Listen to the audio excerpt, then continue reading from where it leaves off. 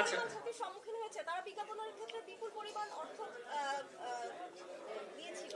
তো তাদের ক্ষতিটা পুষিয়ে নেওয়ার জন্য কোনো পদক্ষেপ নেবেন কিনা? আজকে সকালে আমি বাণিজ্য মন্ত্রীর কাছে একটা অনুরোধ পত্র পাঠিয়েছি যেন আমাদের এফ কমার্স, ই কমার্স, ফ্রিল্যান্সারদের জন্য একটা বিশেষ প্রণোদনা দেওয়ার ব্যবস্থা করে।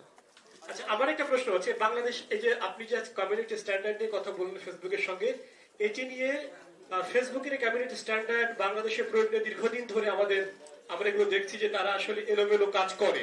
এলোমেলো বলতে এটা, আমরা যখন নিজেরাও এই ধরনের অভিযোগ তাদেরকে জানাই, তারা অনেক সময় রেসপন্স করে না, এটা সত্য।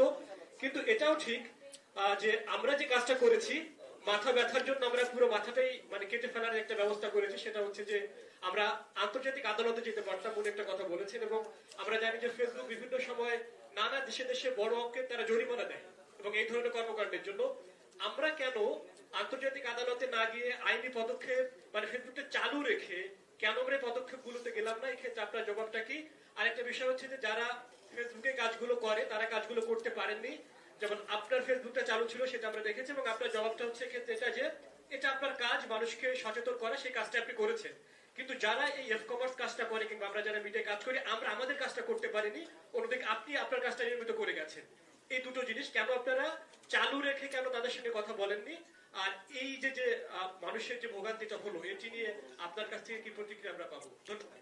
এটা আমাদের লিগ্যাল টিমকে আমি বলবো যে এই প্রশ্নগুলো আপনারা লিপিবদ্ধ করে রাখেন।